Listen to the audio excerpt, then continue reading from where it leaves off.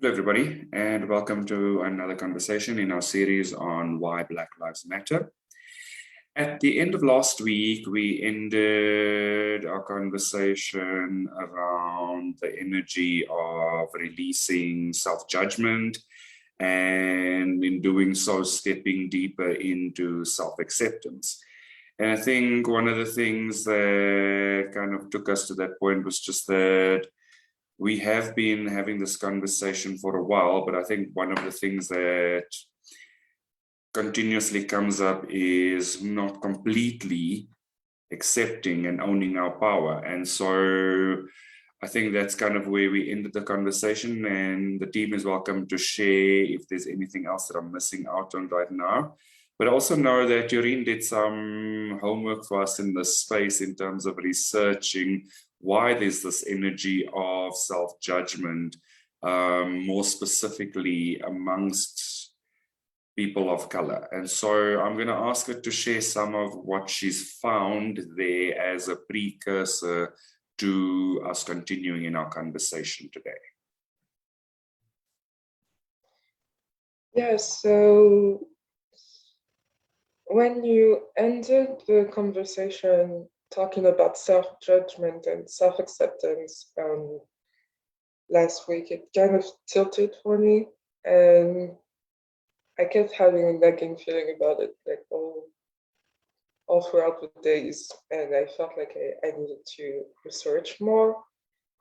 And so when I Googled that, like Black people and people of color and their experience with self-judgment, I realized that there were a lot of scientific books and articles about it. So a lot of Black studies had been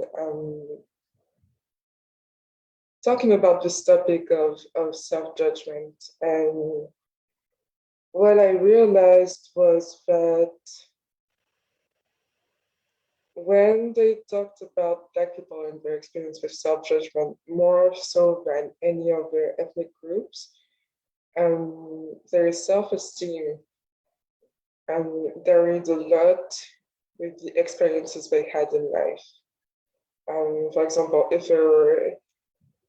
one article said that if they were surrounded by a group where they felt like they had opportunities, I guess, or a group with shared similar values, people of the same color, they had kind of very high self-esteem compared to the other people in the study. But a lot of them also talked about how self-esteem and self-judgment going into as far as mental health and physical health afterwards and coping mechanism were affected by the experiences, the racist experiences of these people throughout their life and the violence of their realities. And so I find it really interesting and powerful, and kind of surprising that there were so many scientific inquiries around this topic. And I feel it linked well with what we were talking about, the fact that a lot of our discussion had been coming around to releasing self-judgment and accepting ourselves as we are and discovering who we truly are, and not just being an image of our based on our skin color.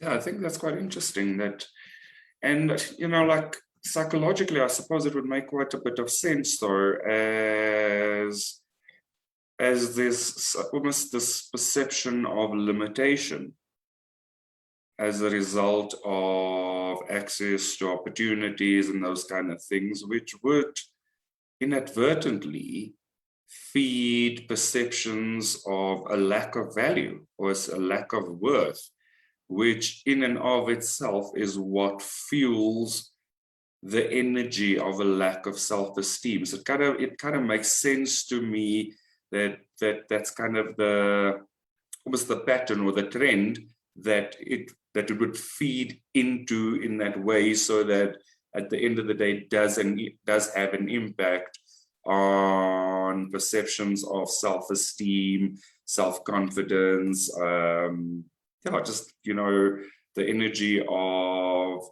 well, if the world is keeping these things away from me, that there's possibly something wrong with me, which in and of itself then does impact the perception of value, the perception of personal value.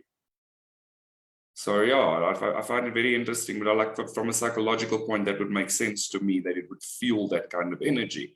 So I feel like it's it comes kind of full circle as we start to understand that there's significant amounts of research behind it, but there's also this historical and generational stuff, in terms of probably historical and generational trauma, that would feed that kind of energy.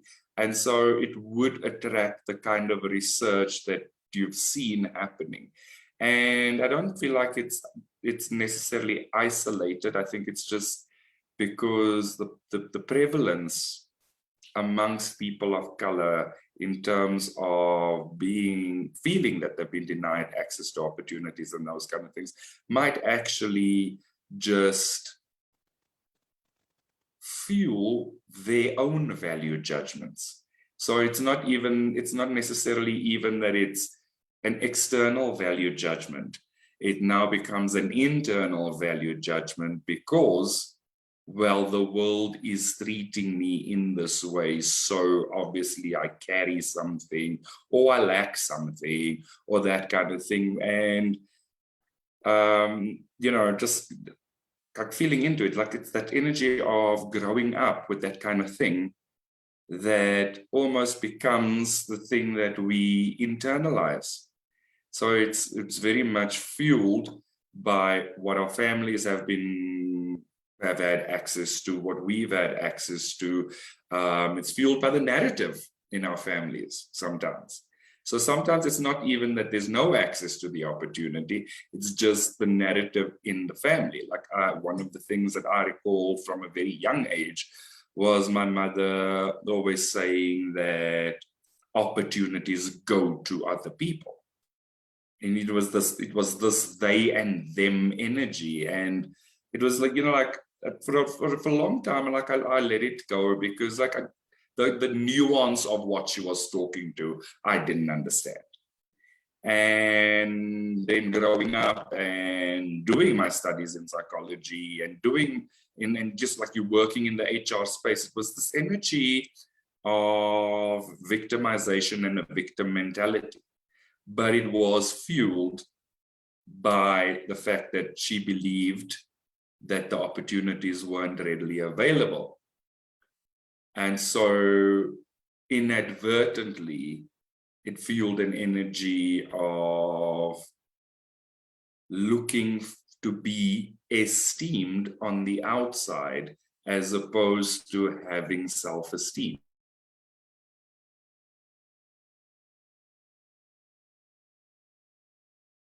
Feel into those spaces and understand what kind of fuels some of this energy that doesn't feel healthy.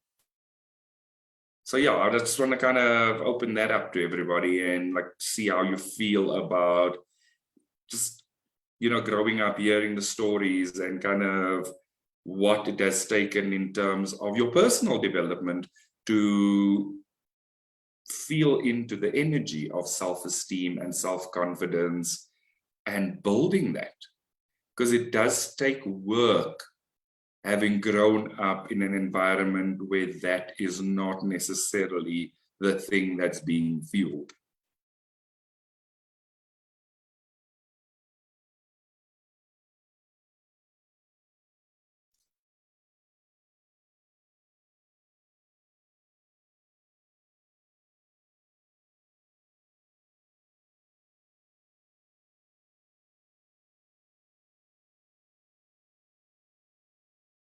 Well, from personal experience, I think what I've been feeling at the moment is that I found myself um, kind of waiting for external approval or signs to know that I've done well.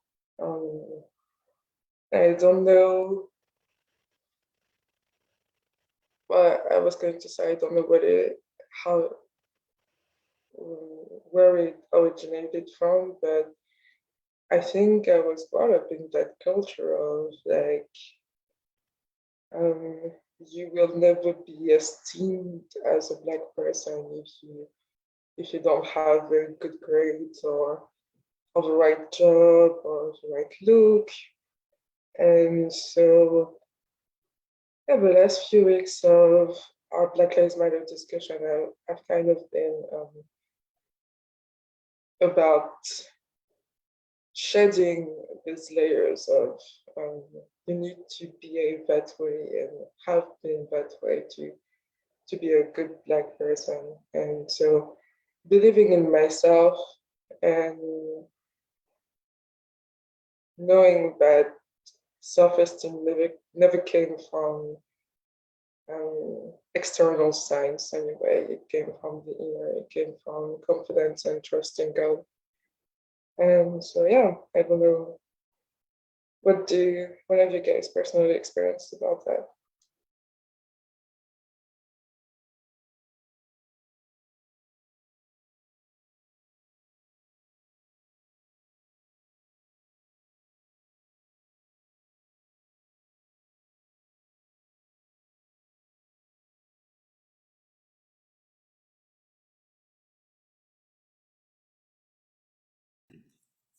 Yeah, I can definitely relate to that.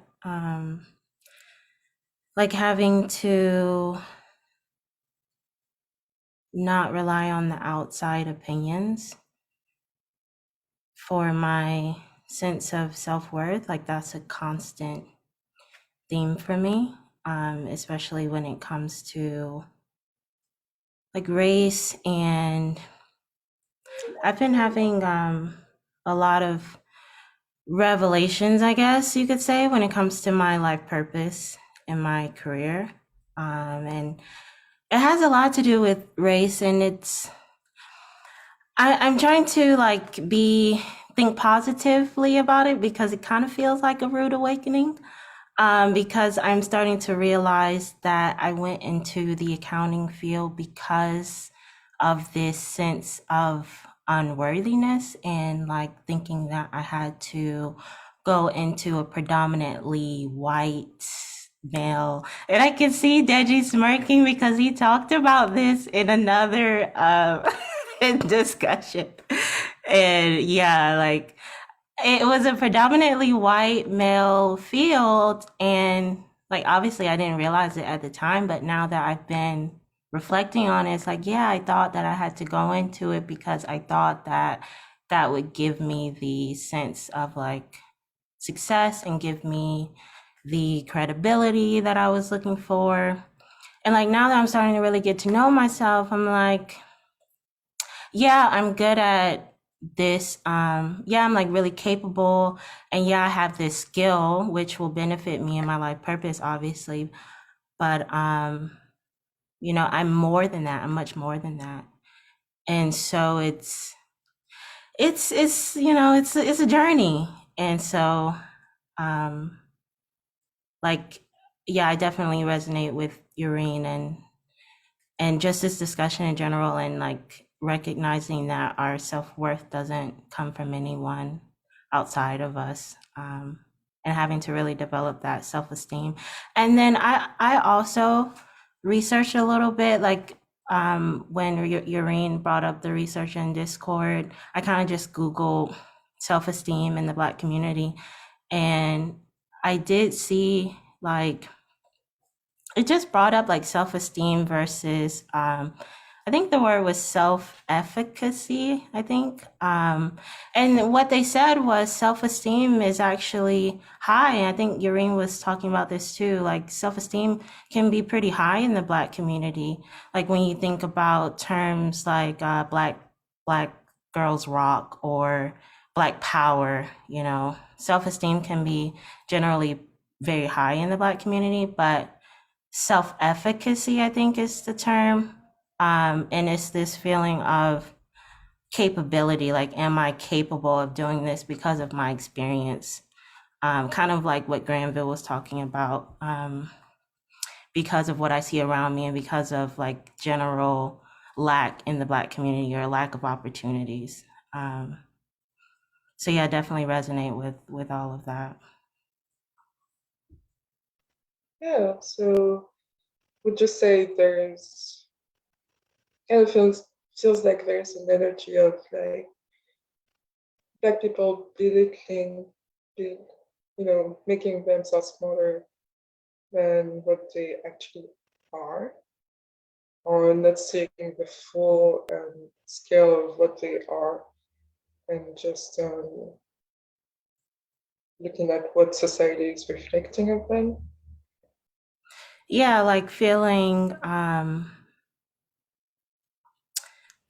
not capable of reaching their full potential, feeling like the opportunities aren't there, or at least that's what I kind of take from it. Yeah.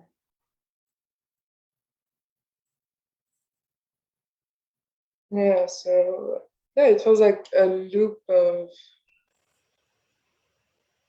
you know, there's this energy of lack, feeling that like there's a lack of opportunities that fuel the self-judgment.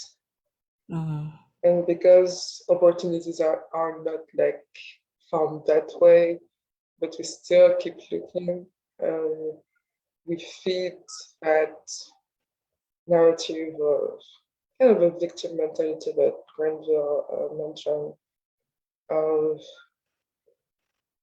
not having opportunities as because we're Black.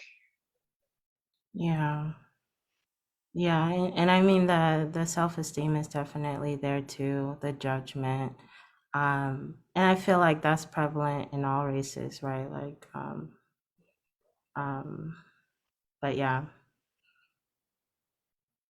Yeah.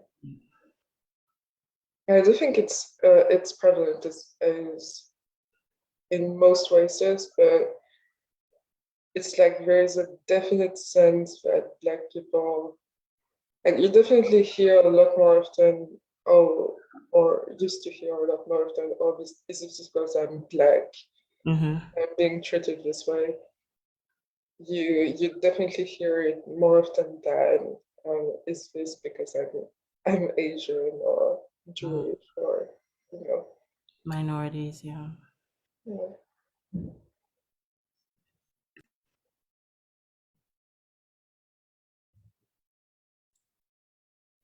Diana, I think you touched on a very important point here in terms of self-efficacy. And I think that is really what it fuels the energy of self-judgment.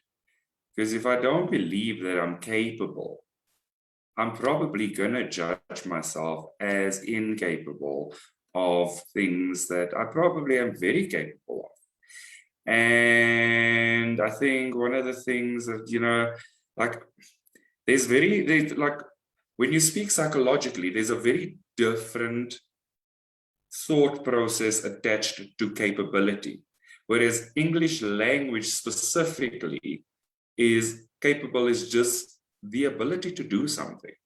And I feel like one of the things that we tend to overlook is we have the ability to do many things.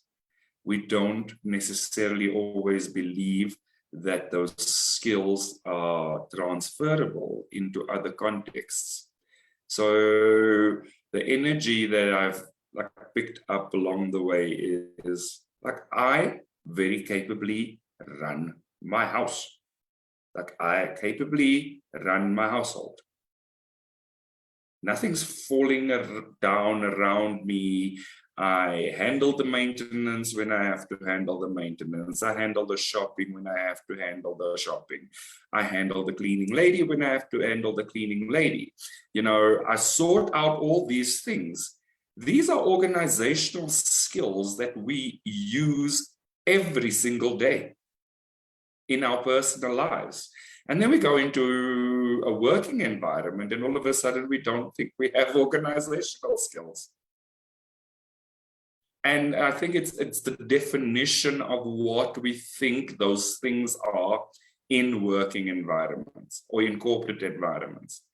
And at the core of it, they're very similar. The scale of it might be different depending on the environment. But at the core of it, the skill is still very similar. And, you know, that's kind of been one of the things that I have tried to also help people understand in my role in the HR space. Is just kind of like understand what that skill is. Understand that skill is not, it's not always context specific. It may actually be transferable. And it's that energy of seeing capability in yourself that you can use in other places. And as you do that, you do feel more capable. And one of the things I've picked up in, like when I was growing up, I found like white families specifically have a greater, they kind of have a greater, what's the word I'm looking for here? They have a greater propensity to encourage their kids to try things. Whereas non-white families don't necessarily always do that. It has changed over generations, but I've just like I've seen the difference in how people of different races raise their children. Like one of the things that I grew up with was children should be heard and not seen. Whereas some of my other friends were like, parents would say, well, you know, if you have a problem, you need to come and talk to me. Like it's almost diametrically opposed to each other. Like the energy of don't speak up and the other energy of do speak up. Let's find a solution. And so that's kind of the thing that we start to need to heal at a core level in terms of I'm worthy of being heard. I'm worthy of actually saying what works for me and what doesn't work for me. But that's kind of the stuff that I have worked on healing across my journey. And I mean, it's not like a journey of the last 3 or 4 years. It's like almost lifetimes of energy that had to kind of be really delved into and healed. And the more that the healing takes place, the more I just realized that there wasn't a confidence issue. There was almost the issue of the illusion related to self-confidence or self-esteem or those kind of things. But I do feel like it's very much the way, it's a community thing. For me, it's always just felt like a community thing. And I find that as we shift over generations and there's growth in technology and there's significant amounts of more innovation in how life is lived, it is shifting across the race groups. So there's more encouragement from parents across all race groups.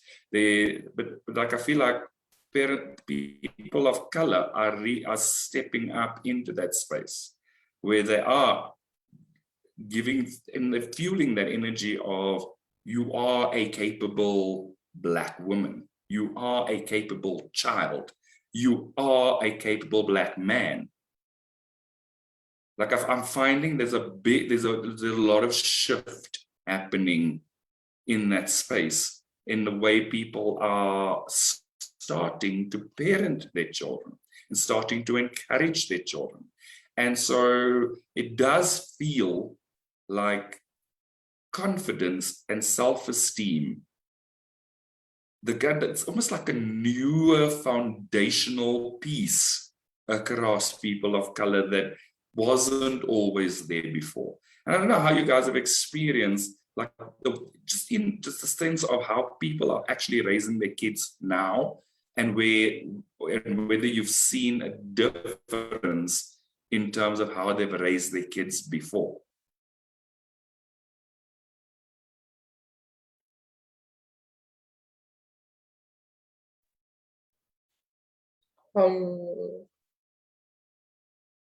Can be a difficult question to answer, but I see the way my parents parent, and I see the way, like, for example, my older cousins parent their children. Some of them are teenagers, and so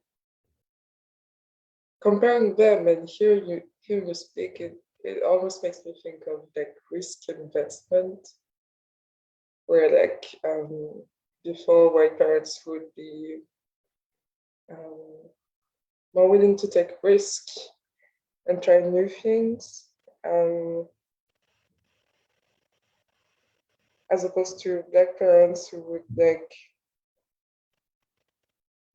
want to maintain some kind of tradition or kind of grasp root their patterns, and always do things the same way and transfer this to their children. Even now, like I had a call with my mom this morning, and something did not go the way it was supposed to go. It was not something bad, but she was like stressing out, saying, I don't know what to do. And it's like, okay, it's not bad, Mom. I actually can control that situation now.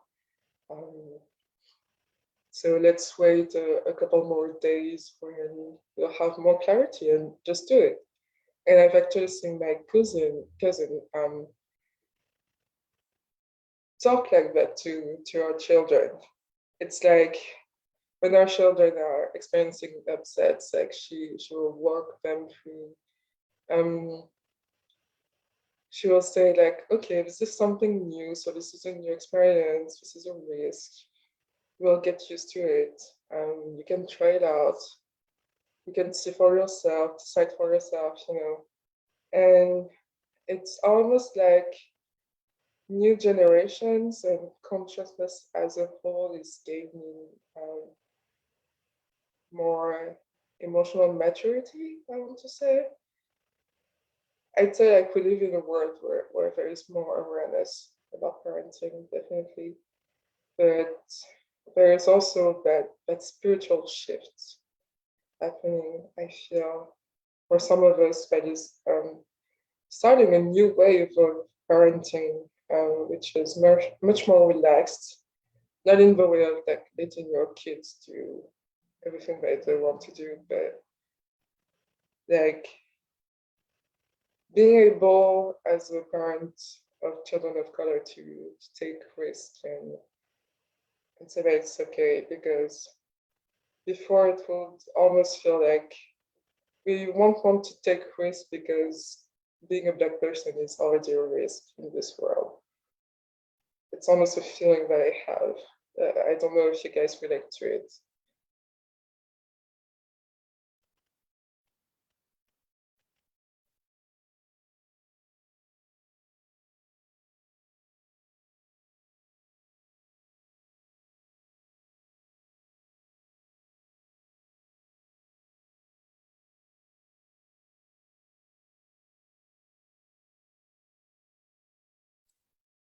Like I feel like the energy of encouraging your kids to explore the risk actually actually has shifted. And it literally is that it's that energy of, in the past, it may have been significantly more risky to be in certain places and to try out certain things, where that has kind of shifted.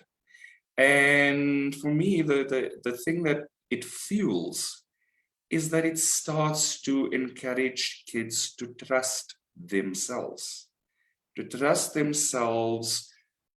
even in those spaces, which is one of the things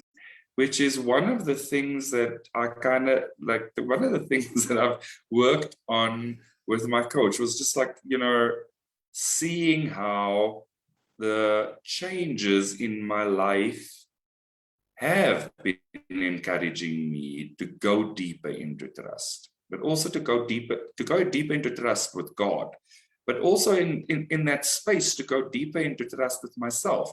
Because the fact is, the more you kind of show yourself that you can, the more you believe that you can, which is the self-efficacy that Diana was speaking to.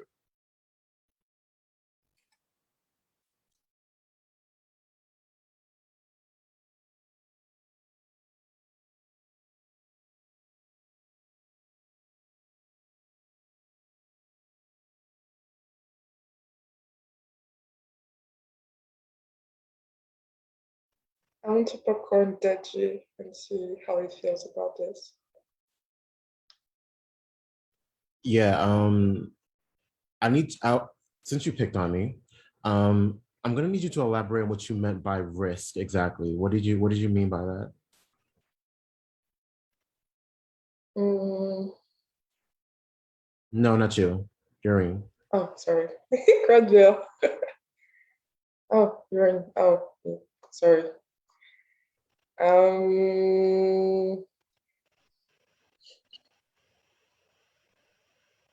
How to explain that? Uh,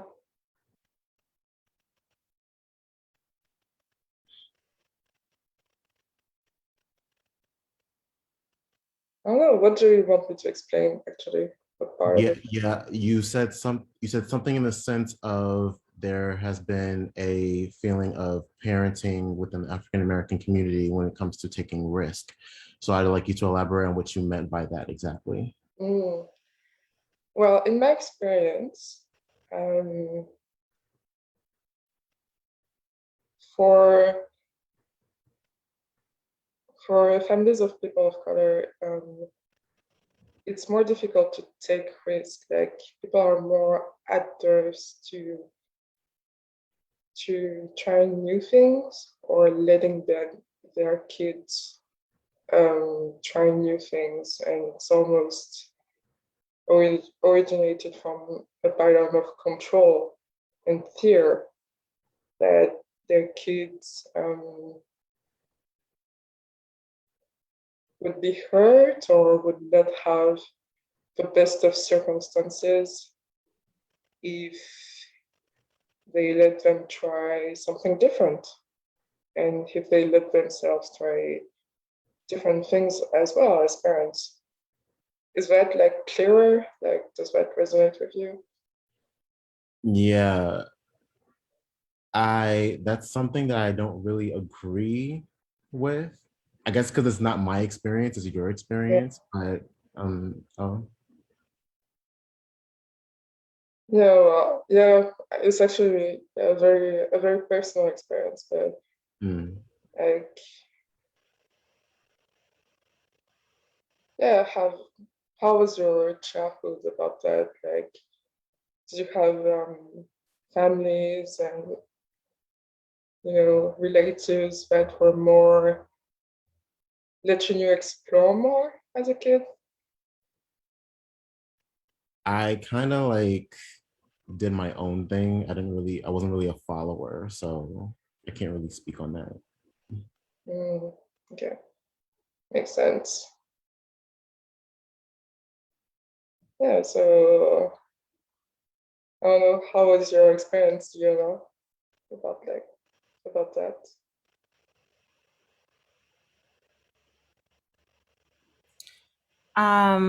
Yeah, mine was pretty restrictive.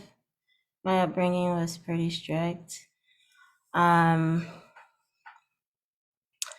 my parents, well, I came from a very like religious background, and so because of that, they were pretty strict. And then, um, like the race just brought in another factor as well. And yeah, like I just remember growing up having a lot of arguments with my mom because she tried to protect me from like um getting getting my feelings hurt when it came to like other races or like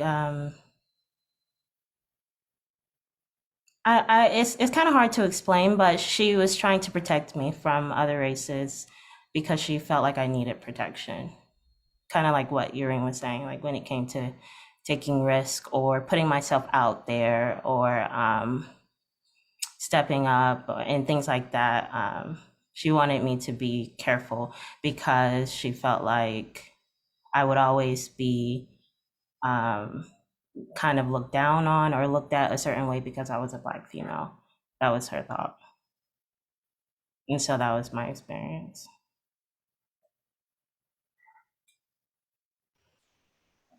All right, yeah, makes sense as well. And yeah, I kind of want to hear from Drake, like, how was your childhood and how were your parents about like race and letting you the freedom to explore things? Yeah, I mean, my childhood was like my parents were kind of strict, but they let me go off the hook as I got like older. Um, I mean that with race, like I mean, I had a lot of like African American friends that I would like hang out with. And my parents were like okay with it. They were just like, okay, fine, like you can be friends with whoever. But what they would like tell me, they'd just be like, okay, well, be careful, like if you go outside or like if you go to like this place, just like be careful and have your phone on you. So it wasn't like they weren't like trusting my friends. It was like they weren't trusting the environment that I was in or whatever. Because I kind of like lived in the ghetto, that makes sense. So they were just like not trusting of other people, but obviously like they trust my friends and they were friends with like their parents and stuff because we don't have problem with that. um I guess my grandparents were a little bit more like but my parents like didn't really take that like belief down from them, you know, like they kind of like had their own beliefs and they were like, as long as you're safe, we don't care who you hang out with. um but this self confidence part, um like I feel like in my childhood I grew up with like beliefs with my parents and, you know, oh well, you can't do this, or you know, you're not allowed to do that. And I kind of took it as, well, maybe I'm not good enough to do this, rather than my parents were like trying to protect me in a way. So it was like I was growing up with a false belief, like, or false self-confidence. I didn't really have that confidence because my parents said something, if that makes sense. Um, but as I like discovered the world more and like explored more stuff, my self-confidence um like returned to me as I got like away from my parents, if that makes sense. Because I moved out when I was like 18. So I just was like right away out of the house, like kind of like pushed into the world. Um, and I mean, definitely being on this journey has helped me realize a lot of things too of, oh, wow, I don't really have confidence here. And it's not because of me, like, it's not because I don't have the skill. It's just like, I had this belief growing up, like, well, you're not good enough, or you can't really, you're not really allowed to do this, or so it was all really new to me. Where you know, I would receive compliments about something. They'd be like, "Oh, you're really good at this," and I'd be like, what do you mean? Like my parents kind of said otherwise, right? So it was just like unlearning that belief. So yeah, I don't know if that helps or makes sense, but that's been my experience of what we're talking about so far. It does make sense, yeah. Yeah, I would say it's like growing up Black, I have definitely experienced this, but it's like it was amplified in some way.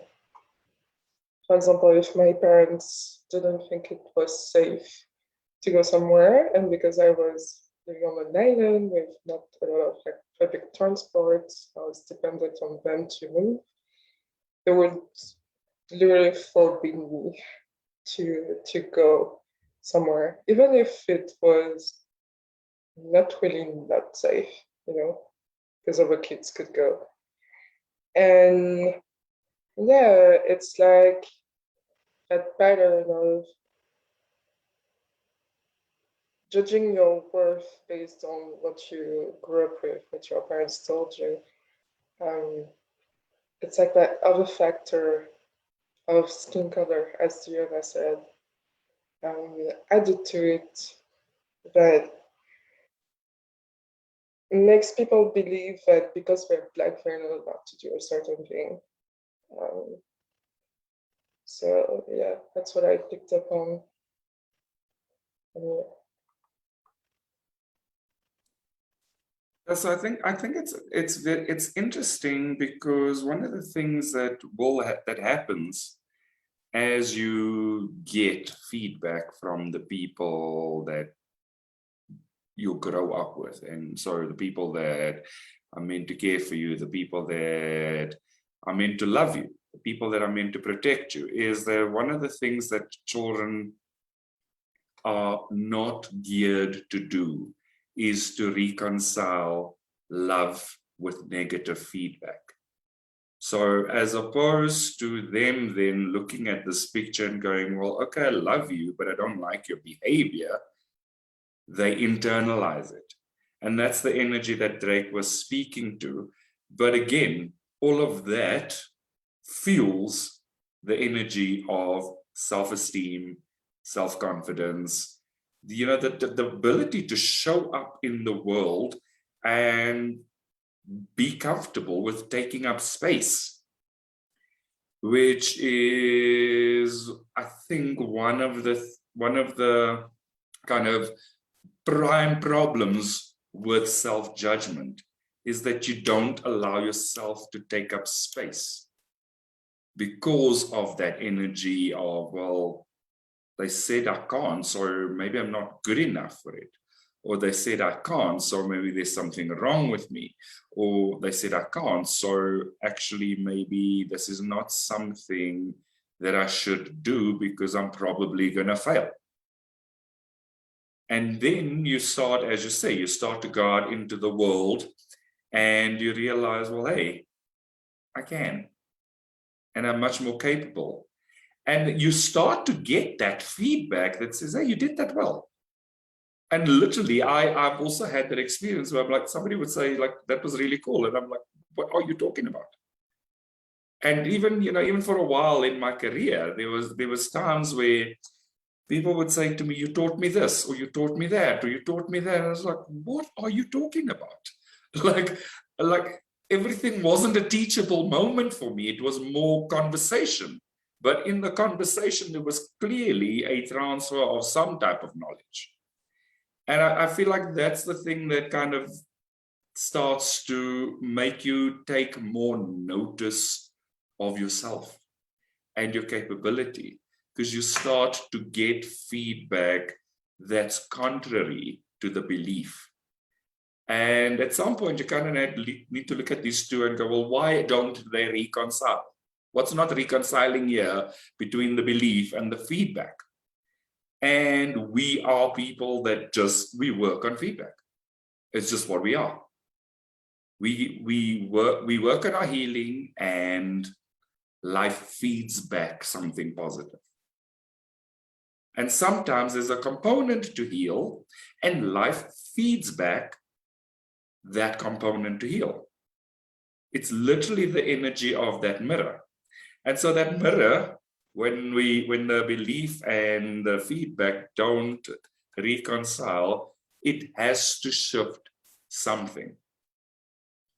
And that something, I feel like, is that shift in us as we start to unpack the limiting beliefs. And sometimes it's misbeliefs. And a lot of the time, what we have been taught and what's the core of our learning is that it's an illusion. Some of this, it's quite a bit of illusion that we transcend as we heal. And so, like, yes, it is that it is the difference between reconciling the belief and the feedback and shifting the discernment. Because sometimes it's just about shifting the discernment. It's not necessarily a judgmental thing. But it's also, as the feedback comes in, we shift our perception of our value. And it does shift because actually those are the components that we're not truly seeing. So it's, you know, like, it's fun to be able to kind of see all these patterns come together, because the one thing that we sometimes do is we don't realize the amount of work we've done to heal the patterns that we've had. And we don't actually take the time out to appreciate that. And as we start to take the time out to appreciate that, we actually do grow our value. We do actually grow our perception of our value. There has to be a shift. And it takes you a while sometimes it takes a while to become comfortable with accepting the shift in and of itself. But it does change. And that's why when Diana says, like, I thought I had to go into this profession because that's where I would gain the respect and the esteem and the status, and, you know, like, it makes sense because there are certain things in society that have just been geared in that way. Like, for me, HR was almost always a feminine profession. And I was like, I don't give two flying. To be honest, I did psychology, I did industrial psychology, and I didn't actually choose HR. I kind of just ended up in HR. But the fact is that you learn these skills and you realize that actually, like Diana said, hey, I'm actually good at this. And so I can use it somewhere else. And that's really cool. But you kind of need to be open to that. And I feel like we learn to be more open to that as we choose to really accept ourselves, as we choose to really heal, as we choose to really value ourselves.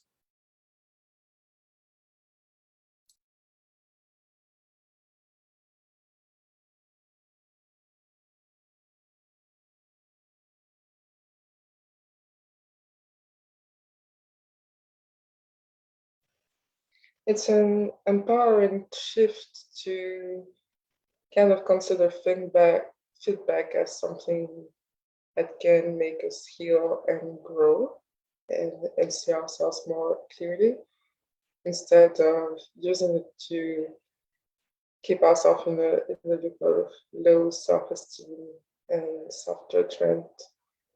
And yeah, just to see that as it is, and I hope that it's going to make a shift for Black people to actually take back their power in that place, and not measure their capabilities on how the world sees them or the chances that the world gives to them.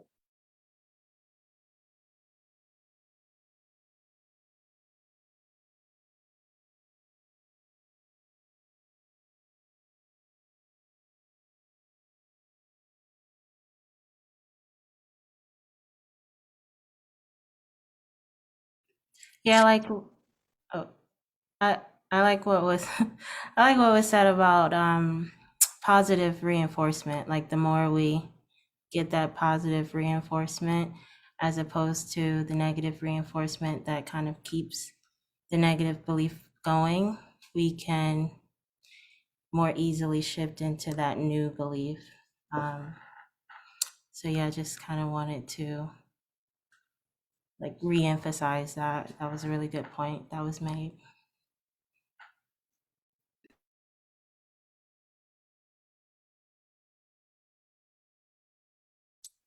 Yeah, cool. So how are you guys feeling? Like, for me, there's a feeling of like we've gotten to the core of a shift, in the sense that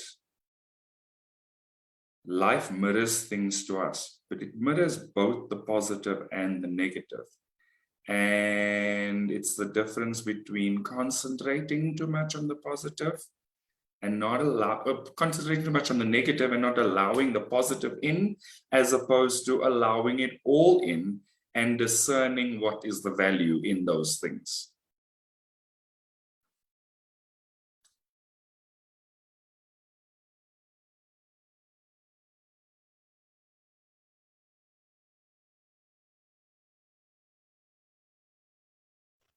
Yeah, I can kind of agree.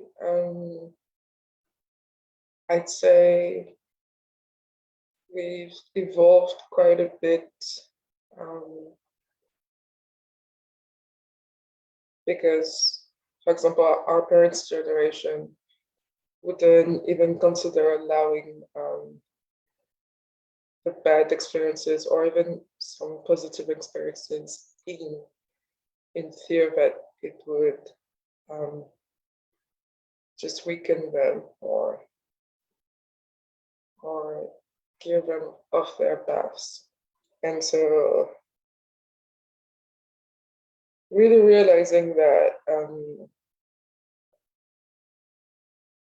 fully living life and having the full life experiences, taking all of that in and seeing that it's just a mirror of the inner feels just peaceful. Yeah, feels grounding.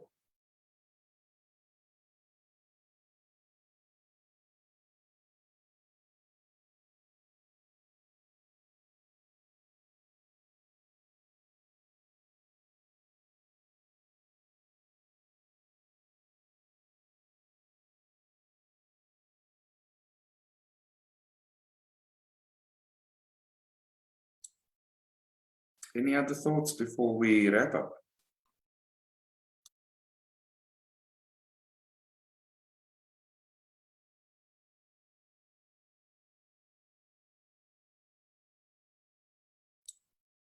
Is that a no?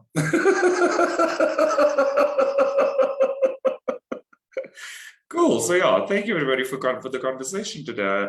I feel like we've done quite a bit of work in terms of just really feeling into the core of what could be fueling self-judgment, which in essence allows us to possibly release it much more easily. So I feel like we've had a good conversation today. So I want to thank everybody for their contribution, and I also want to thank the people that have joined us today.